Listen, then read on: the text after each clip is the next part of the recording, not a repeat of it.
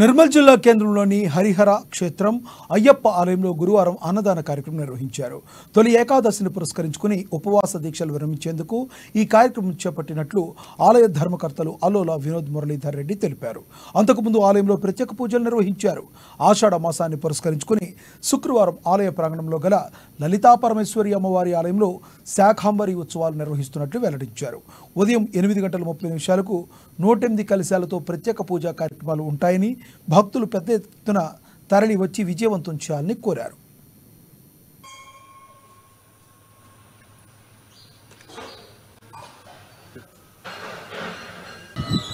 నిన్న బుధవారం రోజు తొలి ఏకాదశి పర్వదినాన్ని పురస్కరించుకొని మన హరిహర క్షేత్రం మల్లన్న గుట్ట ఎందుగల రమాసహిత సత్యనారాయణ స్వామి వారి ఆలయంలో 108 కలశాలతో పంచామృతాభిషేక కార్యక్రమాన్ని నిర్వహించుకోవడం జరిగినది.